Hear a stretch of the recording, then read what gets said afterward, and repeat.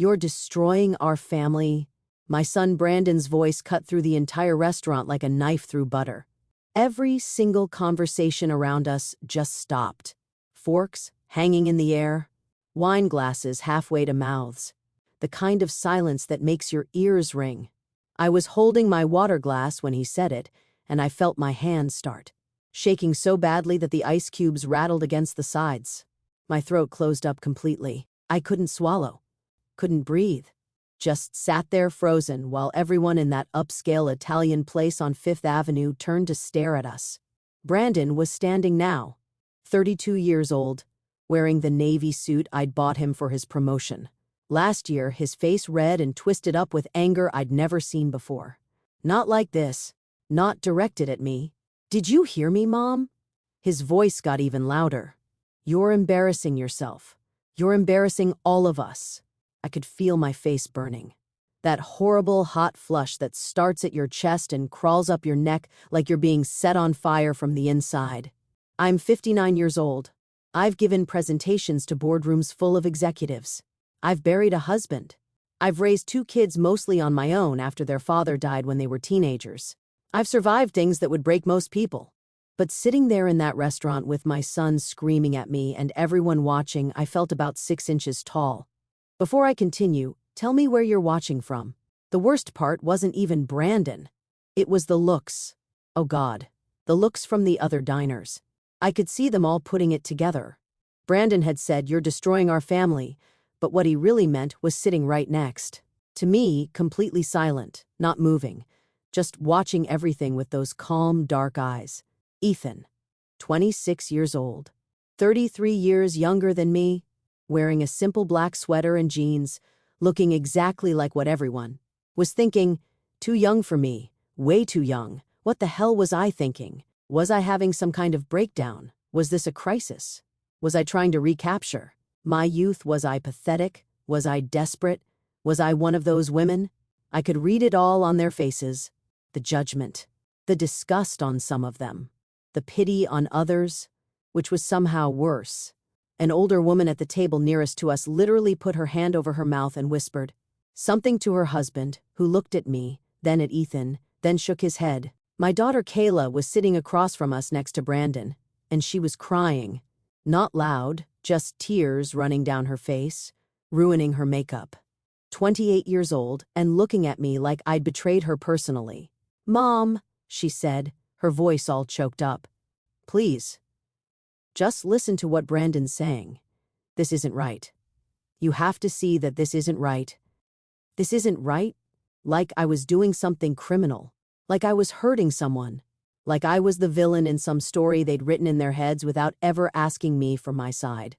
I tried to speak. My mouth opened, but nothing came out at first. Just this pathetic little gasp. I tried again. "Brandon, please sit down. People are staring." "Let them stare." He threw his napkin down on the table. "Let them see what my mother has become. A joke. A complete joke. Dating someone young enough to be her grandson." "I'm not that young," Ethan said quietly. It was the first thing he'd said since we sat down 20 minutes ago.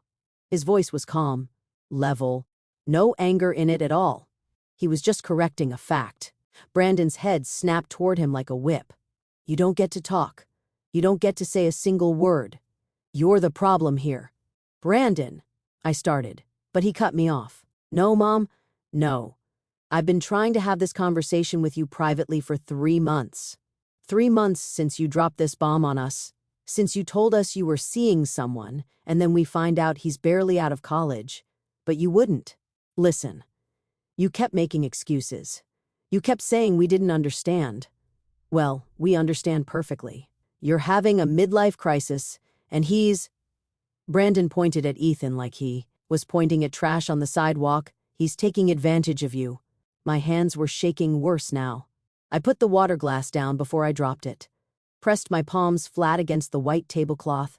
I could feel the texture of the fabric, the coolness of it, and I focused on that because if I didn't focus on something physical, I was going to completely fall apart right there.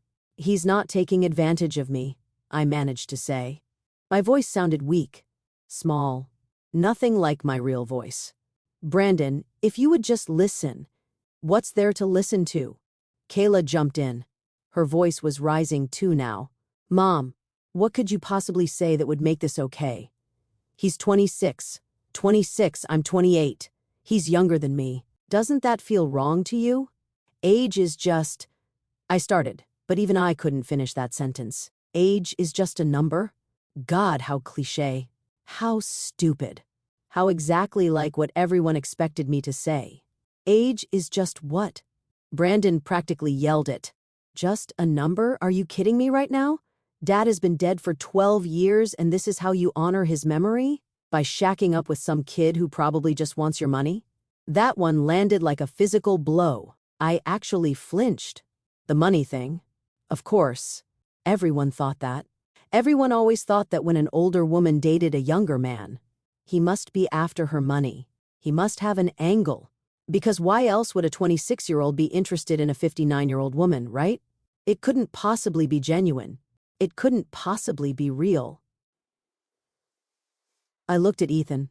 He was still sitting completely still, his hands folded on the table in front of him. His face was neutral, but I could see something in his eyes. Not anger exactly, more like he was filing everything away, watching, learning, understanding exactly who these people were. Ethan doesn't care about my money, I said.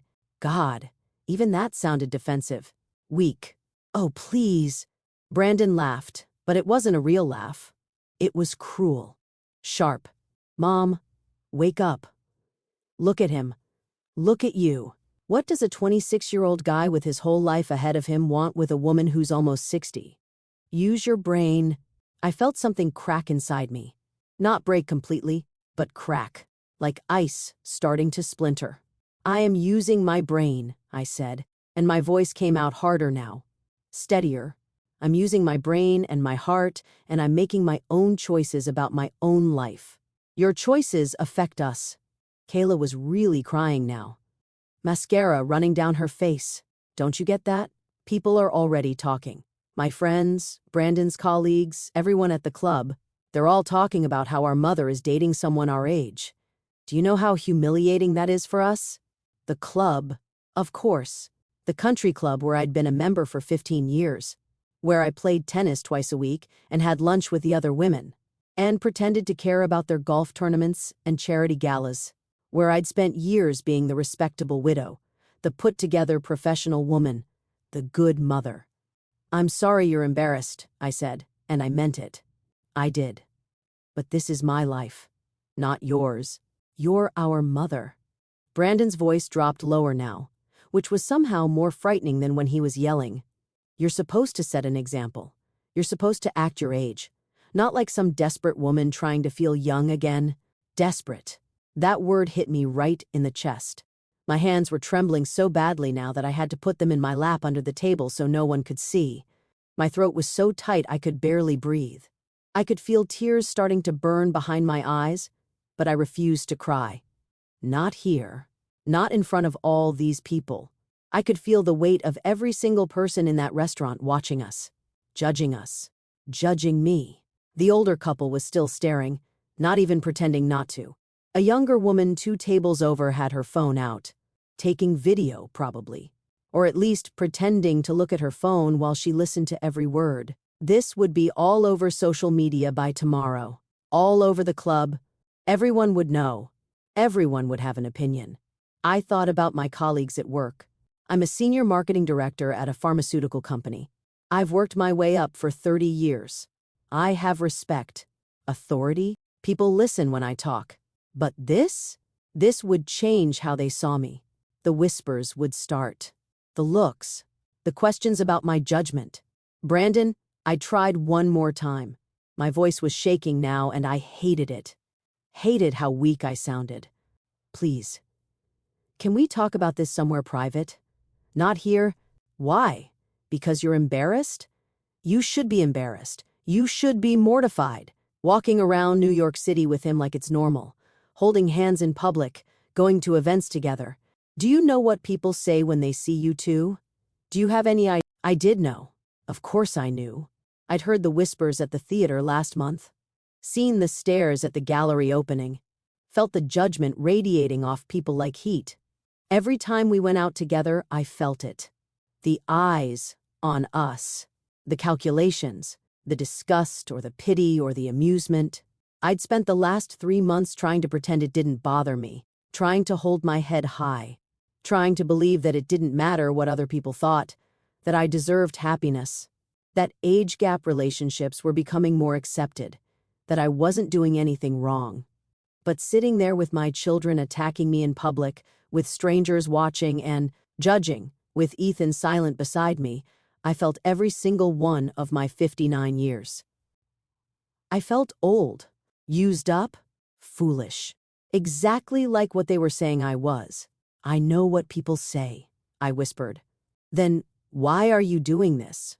Kayla leaned forward, reaching across the table like she wanted to grab my hands but stopping short. Mom, please. We love you. We want what's best for you. And this, she glanced at Ethan with something like revulsion. This isn't it. This is going to end badly. He's going to break your heart or take your money or both, and we're going to have to pick up the pieces. He's not going to... You don't know that. Brandon slammed his hand on the table. Silverware jumped.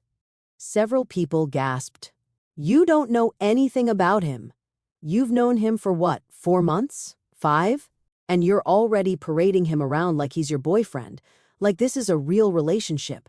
It's pathetic, Mom. I'm sorry, but it is pathetic, desperate, embarrassing. Joke? The words kept piling up, each one landing on me like stones. I was shrinking under the weight of them, getting smaller and smaller. I wanted to disappear.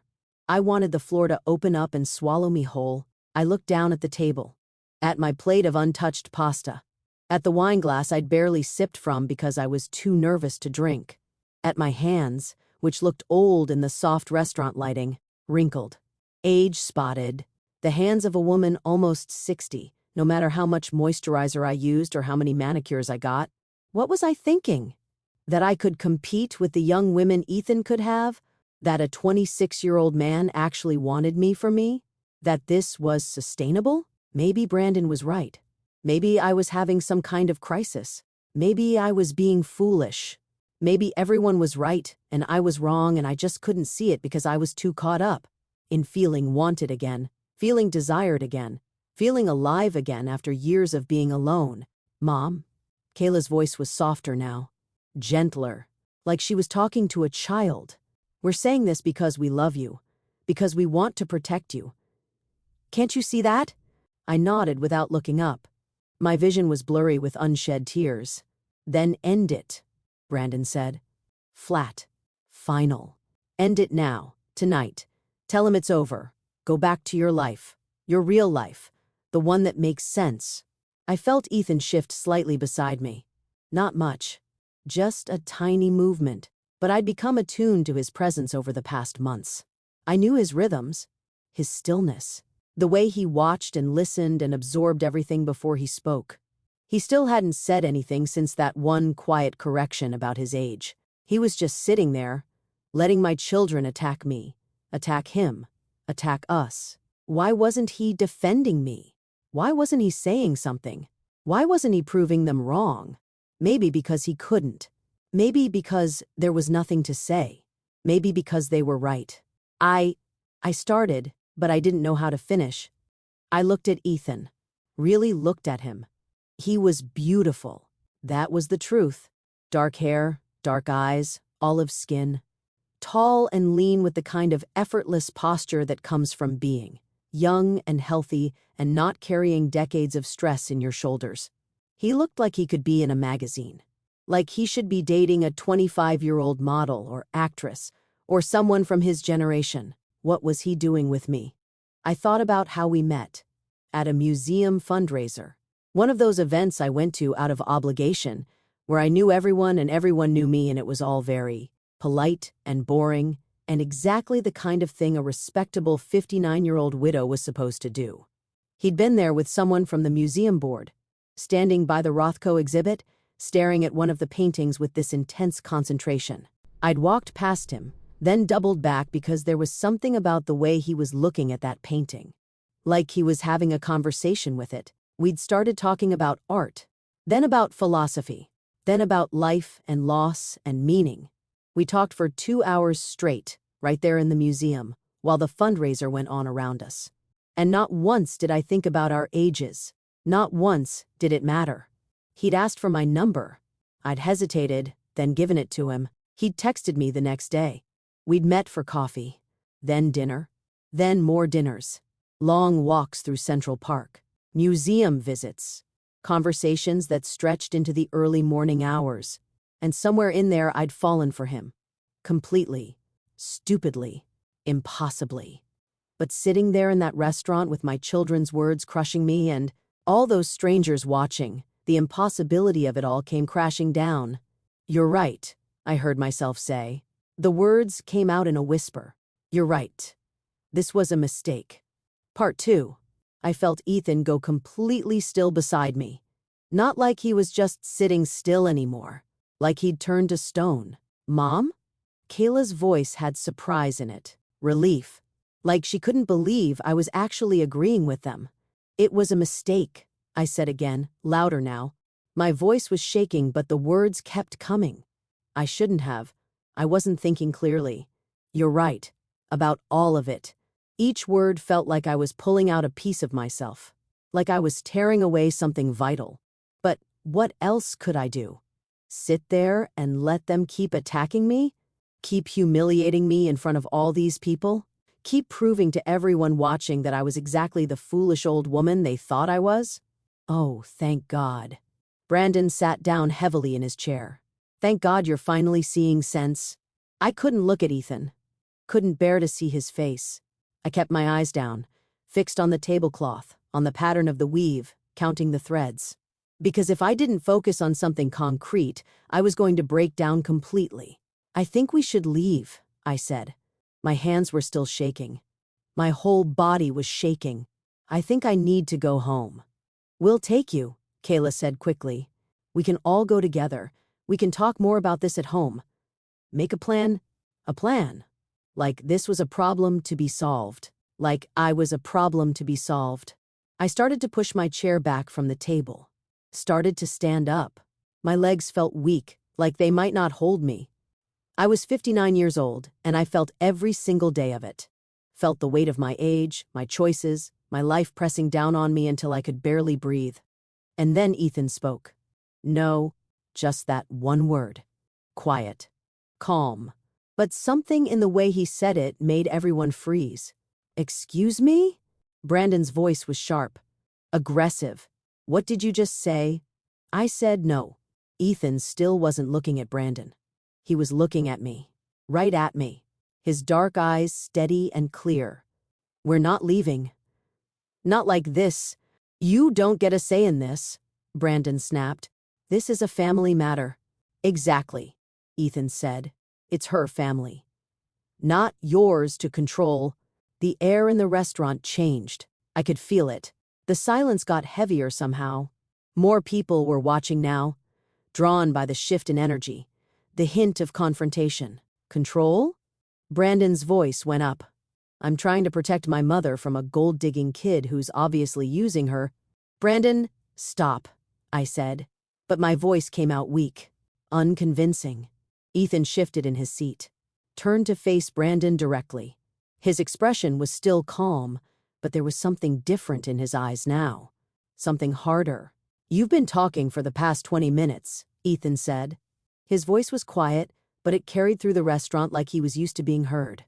"You've said a lot of things. About your mother, about me, about this relationship. And I've sat here and listened. I wanted to understand where this was coming from. What you were really afraid of." "I'm not afraid of anything," Brandon shot back. "I'm disgusted. There's a difference. You're afraid," Ethan continued like Brandon hadn't spoken.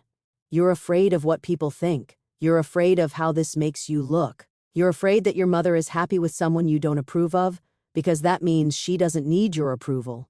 And that's terrifying to you." Brandon's face was getting red again. "You don't know what you're talking about." "I think I do." Ethan's voice stayed level. "I think you've spent your whole adult life thinking of your mother in a very specific way. The widow, the professional, the respectable woman who fits into all the right boxes. And now she's stepped out of those boxes and you can't handle it. This isn't about boxes. Kayla jumped in. This is about what's appropriate, what's normal, what's normal for who?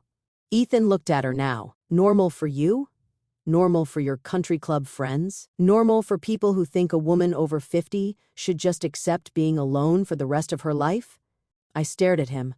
This was the most I'd ever heard him say at one time.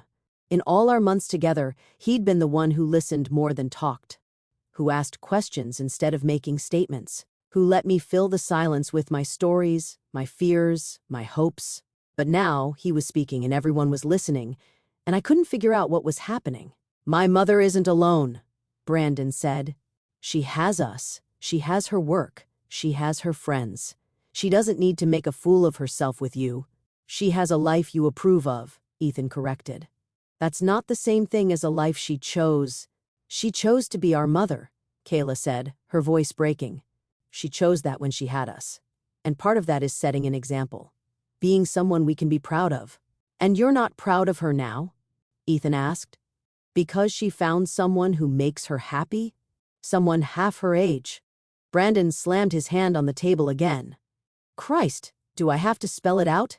This isn't about happiness. This is about you taking advantage of a lonely woman going through a rough time. I'm not going through a rough time, I said. Found my voice finally. I'm not lonely. I'm not confused. I'm not having a crisis. Then what are you having?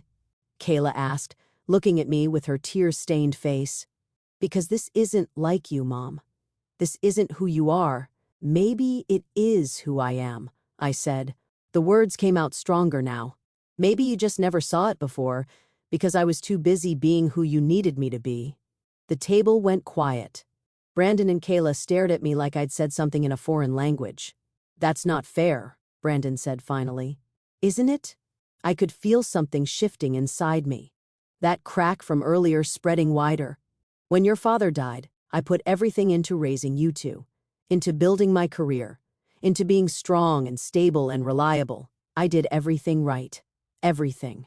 You're supposed to do, and now you're telling me that I have to keep doing that forever? That I don't get to choose something different? Choose someone different? Not someone 33 years younger, Kayla said. That's not different, Mom. That's wrong. Why? The question came out sharper than I meant it to. Why is it wrong? Because, Kayla struggled for words. Because it just is. Everyone knows it is. Everyone. I looked around the restaurant, at all the faces still watching us. All these people judging me right now? They don't know me. They don't know Ethan. They don't know anything about us except what they can see, and what they see is an old woman and a young man, and they've already written the whole story in their heads without knowing a single fact. The facts are pretty obvious, Brandon said coldly. You're 59. He's 26. Do the math. I have done the math, I said. Every single day for the past 4 months. I've counted every year between us. I've measured every stare, every whisper, every judgment. I've questioned myself 1,000 times. I've asked myself if I'm being stupid, if I'm being used, if I'm making a terrible mistake. And you know what? I'm still here. Because for the first time in 12 years, I feel alive. My voice broke on that last word. The tears I'd been holding back started falling and I couldn't stop them. My face was wet and I didn't care anymore. Let them see me cry. Let everyone see. You feel alive? Brandon's voice was full of scorn. Mom, you're not alive. You're being manipulated. Can't you see that? He's playing you. I'm not playing anyone, Ethan said quietly. Then what are you doing? Brandon turned on him. What's your angle? What do you get out of this? I get to be with someone I care about, Ethan said simply. Someone intelligent and interesting and real. Someone who doesn't play games or waste time on bullshit. Someone who knows who she is. Someone with money, Brandon said flatly. I have my own money, Ethan said. Brandon laughed. That same cruel, sharp laugh. Right. Sure you do. What do you do for work anyway? Bartender, waiter, freelance, whatever? I realized in that moment that I'd never actually told Brandon what Ethan did. Not specifically. I'd said he worked in finance, but I'd been vague about it because I knew how it would sound. Knew they'd find some way to twist it into another reason why he was wrong for me. Ethan looked at Brandon for a long moment. Then he reached into his pocket and pulled out his wallet. He took out a business card and slid it across the table. Brandon picked it up. His face went through several expressions very quickly. Confusion, disbelief, shock. What is it? Kayla leaned over to look. I couldn't see the card from where I was sitting, but I watched their faces change. Watched the color drain out of Brandon's cheeks. Watched Kayla's mouth open slightly. "This is a joke," Brandon said, but his voice had lost its certainty. "It's not," Ethan said calmly. "What is it?" I asked. My voice came out small again. Uncertain. Ethan turned to me. "I'm sorry I haven't been fully transparent about my work. I wanted to make sure we were connecting for the right reasons before I told you everything." My heart was pounding. "Told me what?" "I'm a managing partner at Blackstone," Ethan said. "Private equity. I've been with the firm for 4 years. Before that, I graduated from Harvard Business School at 22. The restaurant seemed to tilt slightly. I gripped the edge of the table. I did the math quickly in my head. "You went to Harvard at 20? "Full scholarship," he said. "I graduated undergrad at 19. Columbia. Business school by 20. I know I look young. I know people make assumptions. It's been true my whole life. People see my age and they think they know who I am, what I'm capable of, what I could possibly want or need." He looked back at Brandon. "You assumed I was after your mother's money because you couldn't imagine any other reason I'd be interested in her. You looked at her age and decided she couldn't possibly have anything to offer except her bank account. That says a lot more about you than it does about either of us." Brandon was staring at the business card like it might bite him. "Managing partner," he said faintly. "At 26. At 25, actually," Ethan corrected. "I made partner last year, youngest in the firm's history. I specialize in healthcare and pharmaceutical sector investments, which is actually how I ended up at the museum fundraiser where I met your mother. The museum board invited several major donors from the healthcare industry. I was trying to process this, trying to make it make sense." Ethan was a managing partner at Blackstone. At 26. That meant he was making, God, I didn't even want to think about what he was making. Millions, probably. Definitely more than I made. "You never told me," I said. It came out almost like an accusation. "I know." He turned to me, and his face softened. "I'm sorry, I wanted to. But every time I started to bring it up, I worried it would change things between us. That you'd start seeing me differently. As my job instead of as me. And I love that you didn't know. That you just saw me for who I am." "Who you are," I repeated. My head was spinning. "Someone who thinks you're extraordinary," he said simply. "Someone who loves talking to you about art and books and ideas. Someone who feels more himself around you than he has with anyone else. Someone who doesn't care what anyone else thinks about the age difference. Because what we have is real." The restaurant was completely silent now. Every single person was watching us, listening. This had gone from a family drama to something else entirely. I looked at Brandon. His face was pale.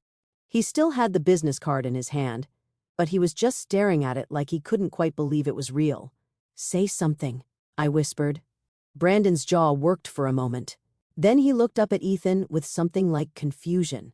"Why didn't you tell us this from the beginning? When we first met? You let us think." "I let you show me exactly who you are," Ethan said. There was no anger in his voice, just statement of fact.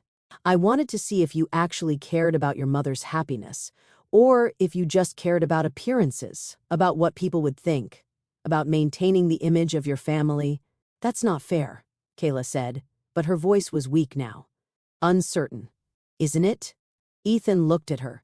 "You told your mother she was destroying the family, embarrassing you, making a fool of herself. You said all of that before you knew a single real thing about me. Before you bothered to ask your mother what she wanted, what she felt. You decided what was best for her based on what was most comfortable for you. We were trying to protect her," Kayla insisted. "From what?" Ethan asked.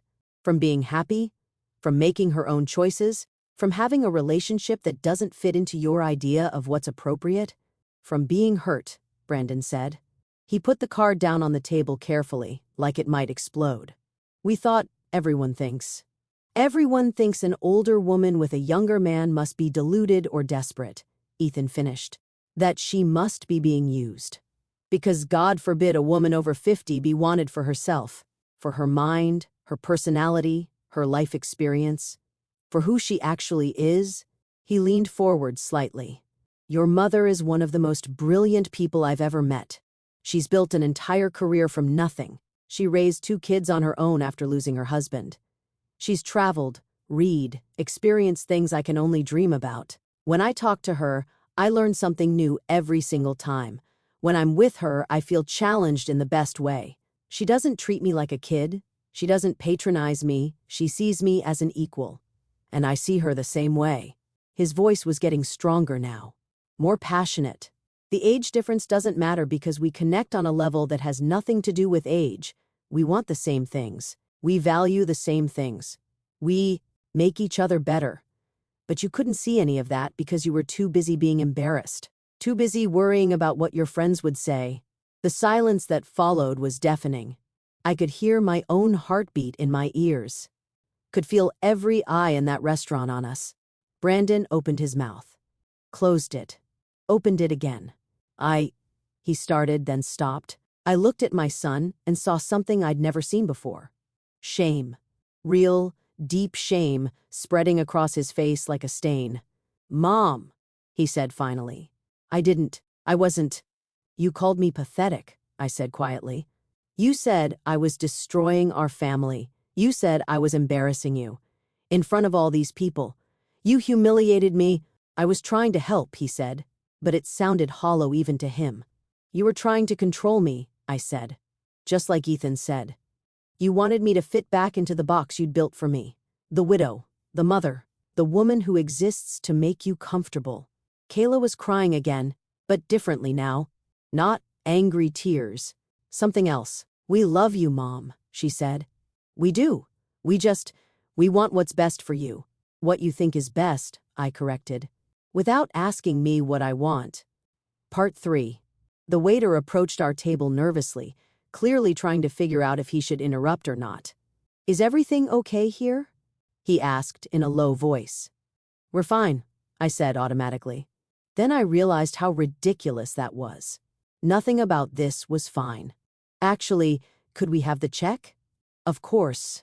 He retreated quickly, probably grateful to escape the tension. I looked around the restaurant again. People were still watching, but some had gone back to their own meals, the entertainment over, but I could see them glancing over periodically, checking to see if the drama would continue. The older woman who'd been staring earlier was looking at me differently now. Not with disgust, more with curiosity, maybe even respect. The shift in her expression was subtle, but it was there. I think we should finish this conversation somewhere else, I said. My voice was steadier now. The shaking had stopped. Not here? We can go to my place, Brandon offered. He was trying to sound normal but failing. Or yours. Wherever you want. I want to go home, I said. My home. Alone. I need to think. Mom, Kayla started. No, I said firmly. No more tonight. I can't do this anymore. Not right now. The waiter came back with the check. Before I could reach for it, Ethan picked it up. Brandon immediately reached for it too. I've got it, Brandon said. So do I, Ethan replied calmly. He took out a credit card, black I noticed, an Amex Centurion, and handed it to the waiter before Brandon could protest further. It was a small thing, paying for dinner, but the way Brandon's face changed when he saw that card, the way he sat back in his chair and didn't argue, spoke volumes. The power dynamic had completely shifted, and everyone at the table knew it. We sat in uncomfortable silence while the waiter processed the payment. I could feel the weight of everything that had happened pressing down on me. The humiliation, the anger, the confusion, the revelation about Ethan's career. It was all swirling around in my head, and I couldn't sort through it.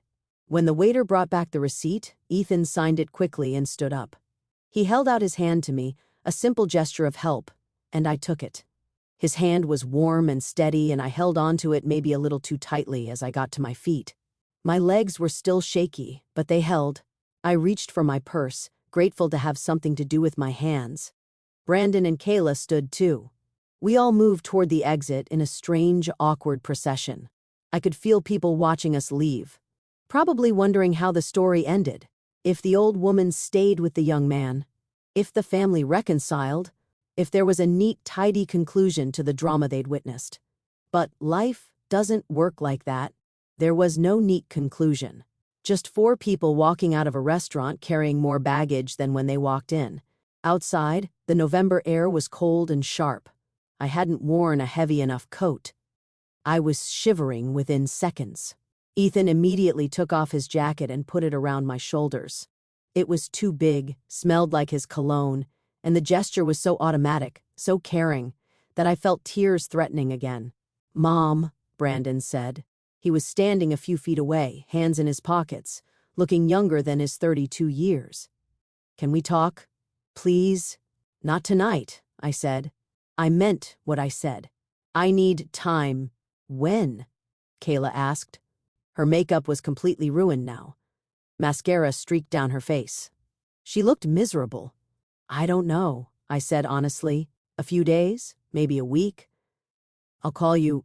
"Mom, please don't shut us out," Brandon said, and there was real fear in his voice now. "We messed up. I know we messed up. But don't push us away." "I'm not pushing you away," I said. "I'm setting a boundary." "There's a difference." I saw Ethan's mouth quirk up slightly at that. Almost a smile. "I'll get you a car," Ethan said, pulling out his phone. "I can drive her," Brandon offered quickly. "I think she'd rather not," Ethan said, not looking up from his phone. It wasn't cruel, just factual. And he was right. I couldn't sit in a car with Brandon right now. Couldn't handle any more conversation, any more accusations, any more of his voice in my ear. A black car pulled up within 3 minutes. Ethan opened the door for me. "Are you coming with me?" I asked him.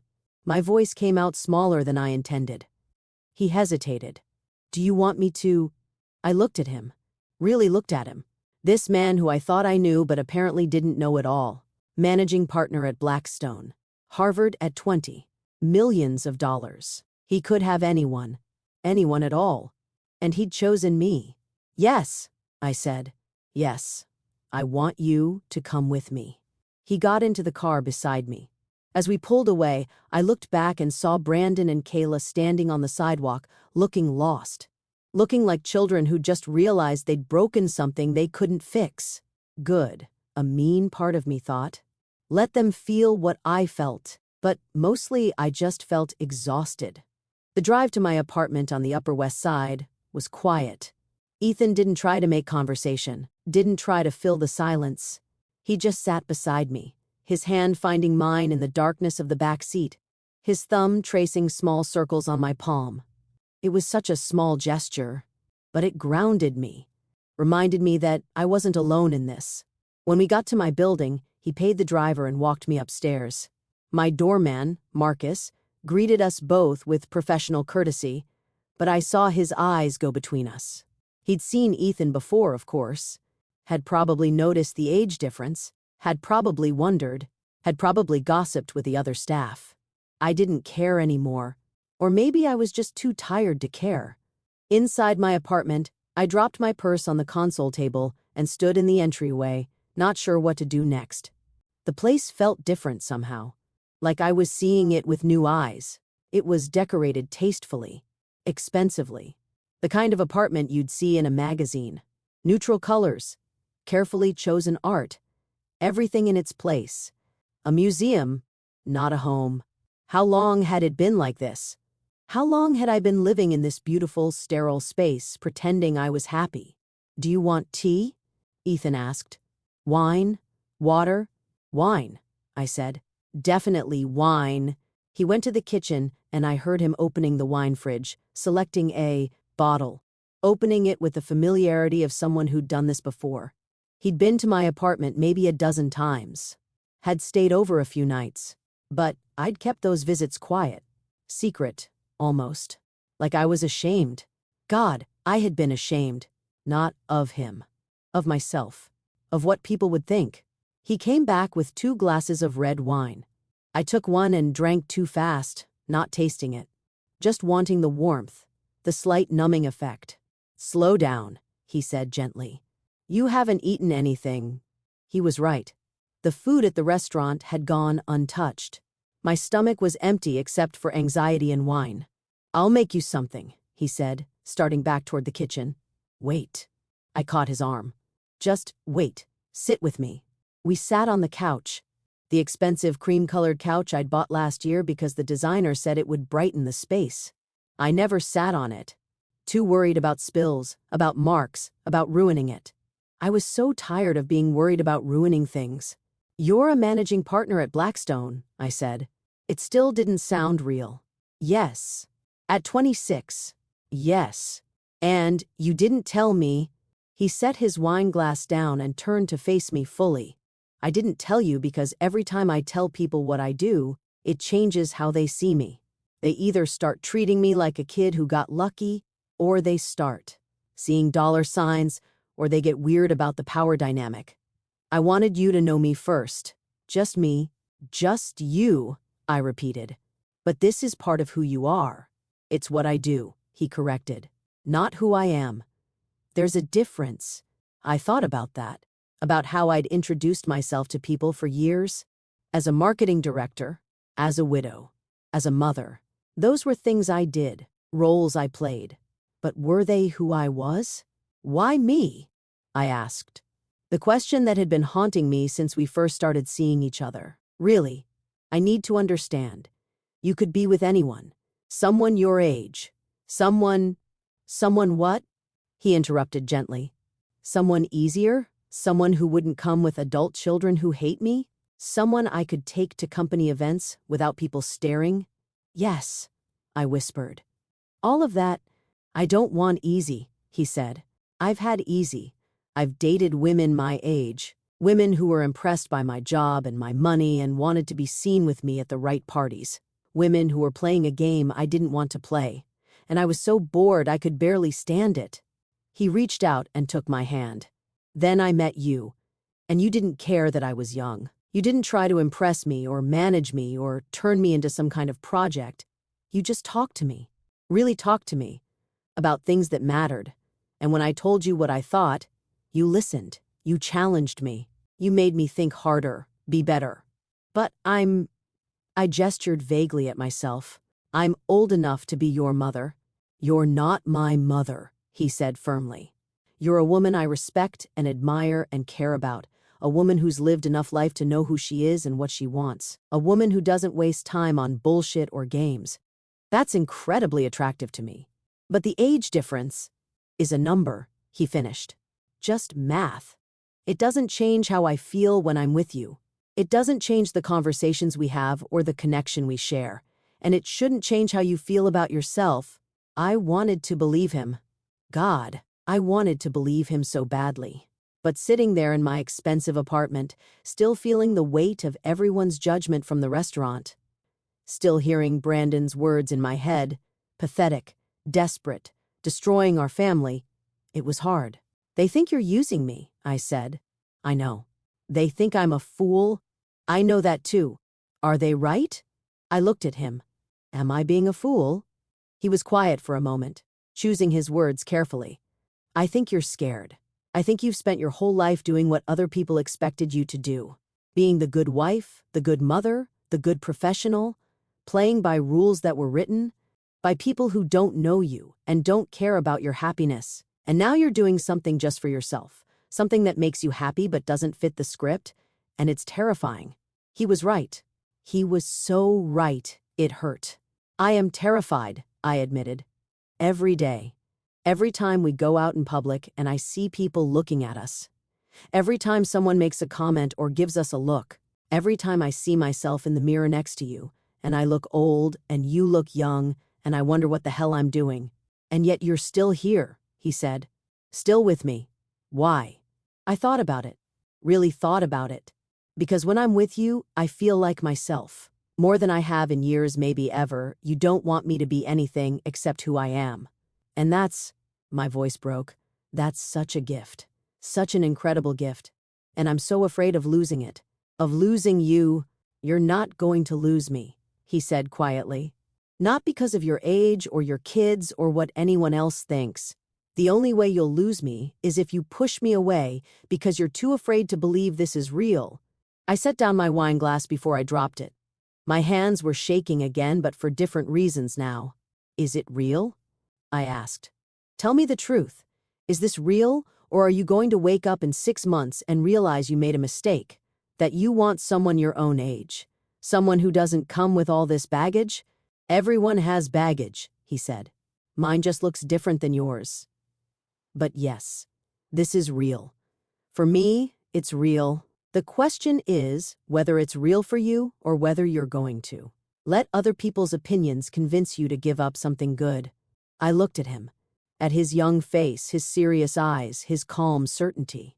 He was 26 years old, and he seemed more sure of himself than I'd ever been in my life. I don't know how to do this, I said. I don't know how to be with you and deal with my children and face all the judgment and not fall apart.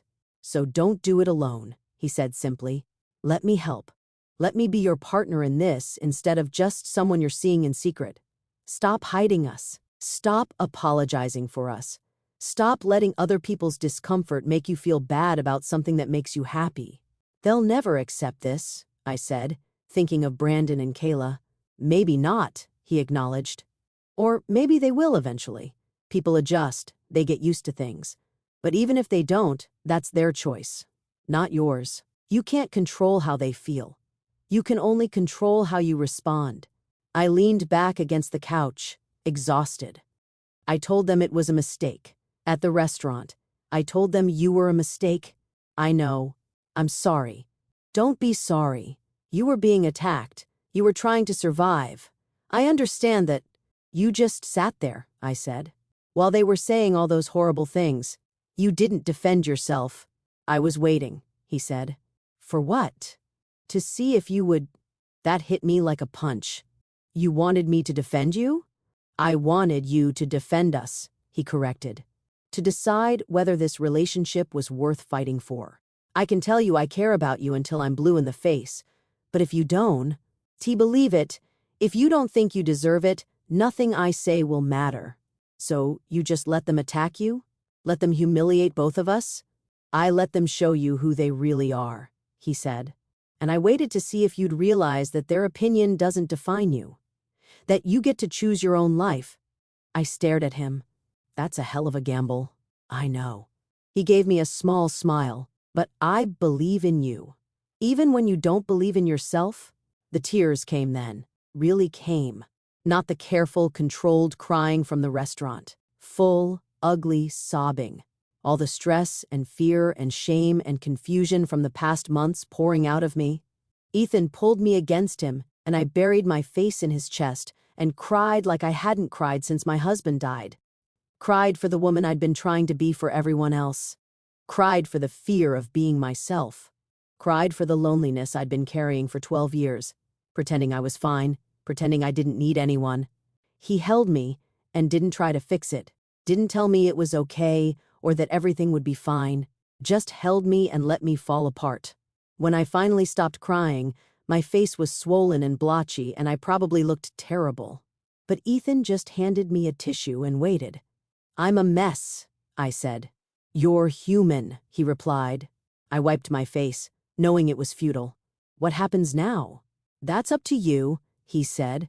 What do you want to happen? What did I want? For the first time in a long time, I let myself really think about it. Not about what my kids wanted, or what society expected, or what made sense to other people.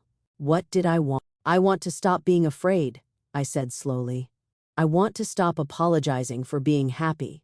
I want to stop hiding you like you're something to be ashamed of. I took a breath.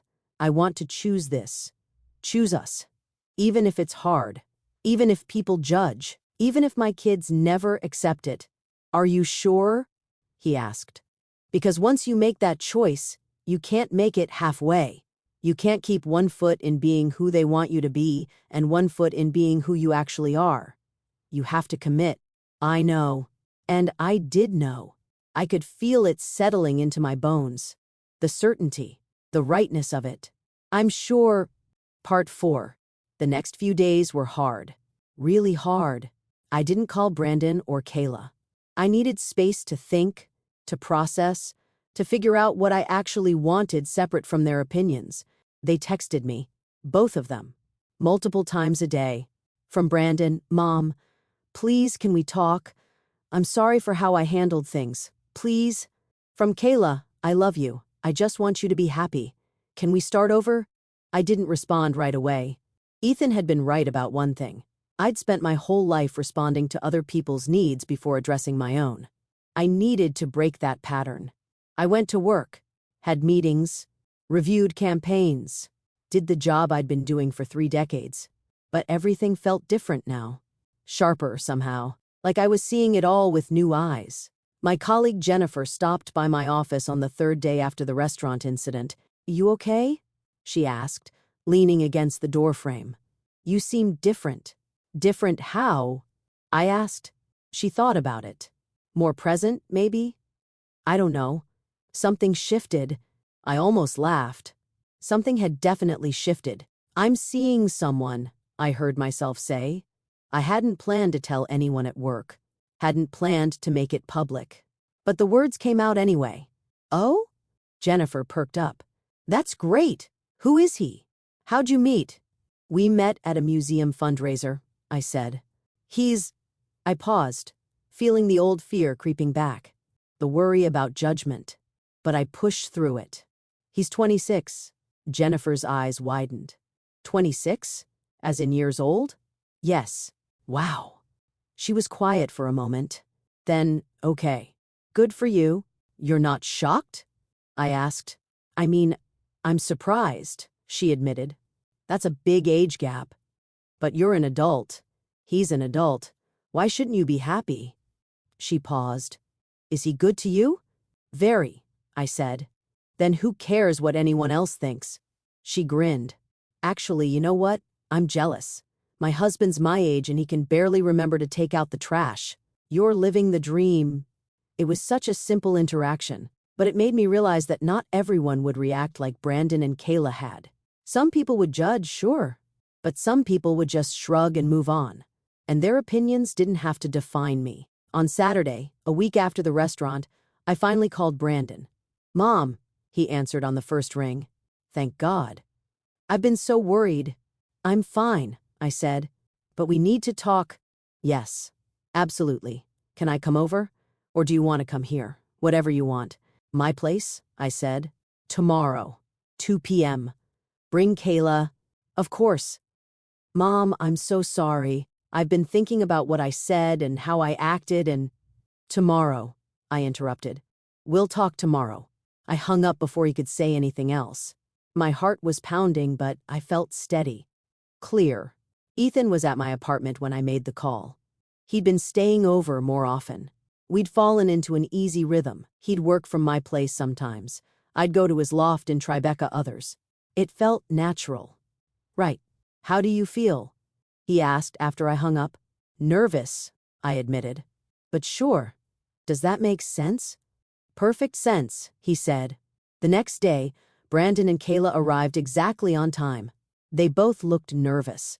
Brandon was in casual clothes instead of his usual suit, like he was trying to seem less formal, less threatening. Kayla had clearly been crying recently, her eyes red-rimmed. I'd thought about whether to have Ethan there or not. Part of me wanted to handle this alone, prove I could. But that was the old me talking. The woman who always had to be strong, had to handle everything herself. So Ethan was sitting on the couch when they arrived, and I didn't apologize for it. "Mom," Brandon started as soon as I opened the door. "I need to say—" "Not yet," I said. "Come in. Sit down. I'm going to talk first." They sat in the armchairs across from the couch, perched on the edges like they might need to run. I sat next to Ethan, close enough that our shoulders touched. I'd practiced what I wanted to say, had written it down and revised it and memorized it. But now, looking at my children's faces, I threw all that away and just spoke from the heart. What you did at the restaurant was unacceptable, I said. You humiliated me in public. You attacked someone I care about without knowing anything real about him. You made assumptions based on age and appearance and your own discomfort, and you tried to control my life because it made you uncomfortable. Mom, Kayla started, but I held up my hand. I'm not finished. I understand that you were surprised. I understand that the age difference is unusual. I understand that you might worry about me. But you didn't come to me with love or concern. You came with judgment and shame. You tried to make me feel bad for being happy, and that's not okay. Brandon was looking down at his hands. I know. You're right. I was scared. Of what? I asked. Of losing you, he said quietly. Of you changing into someone I don't recognize. Of you getting hurt. He looked up, and his eyes were wet. Of not being the most important man in your life anymore. The honesty of that took my breath away. Brandon, I said gently, you'll always be my son. That will never change. But you can't be the man in my life in the way you've been since your father died. That's not healthy for either of us. I need you to be my son, not my protector or my keeper, or the one who decides what's appropriate for me. I know, he whispered. I know that now. Seeing you with him, I felt like I was being replaced, like you didn't need me anymore. I'll always need you, I said. But I also need other things. Other people. A life that's mine, not just an extension of being your mother. Kayla was crying openly now. I said such terrible things. I called you. God, Mom, I'm so sorry. I was thinking about myself, about how it looked to my friends, about how embarrassed I felt. I didn't think about how you felt. What you wanted. No, I agreed. You didn't. Can you forgive us? She asked. Please? I looked at my children. Really looked at them. They were both adults, but in that moment, they looked so young, so lost, so genuinely sorry. I can forgive you, I said, but things have to change. I need you to respect my choices, even when you don't understand them, even when they make you uncomfortable. I need you to trust that I'm an adult who can make my own decisions about my own life. We can do that, Brandon said quickly. We will. I promise. I looked at Ethan. He gave me a small nod. Encouraging. I also need you to apologize to Ethan, I said, for the things you assumed about him, the things you said, the way you treated him. Brandon looked at Ethan, swallowed hard. I'm sorry, he said. I was completely out of line. I made assumptions based on nothing. I was a judgmental asshole, and I'm sorry. I'm sorry too, Kayla added. I didn't even try to get to know you. I just decided you were wrong for my mom, and that was it. That wasn't fair. Ethan was quiet for a moment. Then, I understand why you were protective of your mother. I'd probably be the same way in your position, but I hope you'll give me a chance to show you that I care about her. That this is real for both of us. Can I ask you something? Brandon said, and I'm not trying to be a jerk. I genuinely want to understand. Okay, Ethan said. Why her? Really, I saw your business card. I looked you up. You're incredibly successful. You could date anyone. So why my mom? I held my breath, waiting for the answer. Even though Ethan had told me already, I needed to hear what he'd say to my son. Because she's the first person I've met who sees past all the external stuff, Ethan said. The job, the money, the age. She sees me. Just me. And she challenges me to be better, smarter, more thoughtful. When I'm with her, I'm not the youngest, managing partner, or the guy who graduated early, or any of those labels. I'm just someone trying to figure out life, same as everyone else. And she gets that. He paused. Also, she makes me laugh. She has impeccable taste in art. She knows more about literature than anyone I've ever met. She can talk about anything from pharmaceutical market trends to obscure French films. She's lived a full life, and she has stories and perspective that I can't get from people my own age. Being with her makes my life richer, better, more interesting. Brandon was quiet, processing. Then, she does have good taste in art. She dragged me to so many museums when I was a kid. Still does, I said. I dragged Ethan to a Rothko retrospective last month. I didn't need dragging, Ethan protested. I wanted to go. See? I looked at Brandon. He actually wants to go to museums. You always complained. There was a small laugh. Tiny. But it broke something in the tension. Can we start over? Kayla asked. Like, actually start over? Get to know each other properly? I looked at Ethan. He nodded. Yes, I said. We can try. The conversation went on for another hour. It wasn't all easy. There were still difficult moments, still things that needed to be said. But it was real, honest. They asked Ethan questions about his work, his background, how we met. He answered patiently, letting them see who he actually was. And slowly, I watched their attitudes shift. Not completely. They were still processing, still adjusting. But the hostility was gone, replaced with something like cautious acceptance. When they finally left, Brandon hugged me at the door. Really hugged me. Not just the polite embrace we'd been doing for years. I love you, Mom, he said. I'm sorry I made you feel bad for being happy. That was wrong. I love you too, I said. And I'm sorry I didn't tell you more about Ethan from the beginning. I should have trusted you to understand. I wouldn't have understood, he admitted. Not then. Maybe not even now completely. But I'm trying. After they left, I closed the door and leaned against it. Exhausted. Relieved. Still processing. Ethan came up behind me and wrapped his arms around my waist. You okay? Yeah, I said. And I meant it. Yeah, I think I am. They love you, he said. They're just scared of change. Of losing you. I know. I'm scared too sometimes. Of what? Of this not being real. Of waking up one day and you realizing you made a mistake. He turned me around to face him. I'm not going to wake up one day and change my mind. This is where I want to be. You are who I want to be with. The age difference doesn't scare me. Your kids don't scare me. What scares me is the thought of you pushing me away because you can't believe you deserve this. I'm working on that, I said. Believing I deserve it. Good, he said. Because you do. You deserve to be happy. You deserve to be loved. You deserve to have a life that's yours, not one designed to make other people comfortable. I kissed him. Long and slow and certain. Thank you, I said when we finally pulled apart. For what? For waiting for me to defend us.